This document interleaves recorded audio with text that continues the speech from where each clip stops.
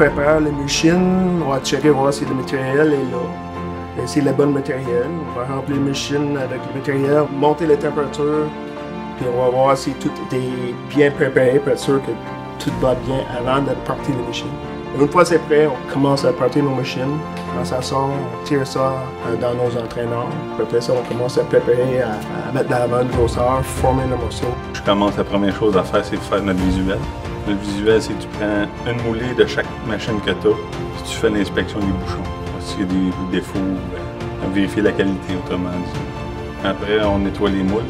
Après ça, là, on part la machine, ainsi de suite.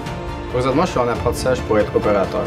J'ai fait environ 6 mois comme emballeur, puis après ça, ils m'ont proposé de monter puis de m'apprendre le métier d'opérateur. Au début, j'étais en formation avec quelqu'un. Présentement, je suis tout seul. Je pars des machines, puis quand j'ai besoin d'aide, je vais chercher un peu à gauche, à droite. J'aime le fait que toutes les journées sont similaires, mais il y a tout le temps des nouveaux défis. Tu rentres, tu sais que tu vas partir une machine, que tu vas créer un produit de plastique, mais même si tu pars le même morceau sur la même machine, ça se peut que ce soit deux setups totalement différents. Puis de voir toutes les opportunités que j'avais, puis de me faire proposer d'être opérateur à un poste que j'aurais pas nécessairement été à l'école pour ça, ça m'a vraiment donné envie de rester puis de grandir ici.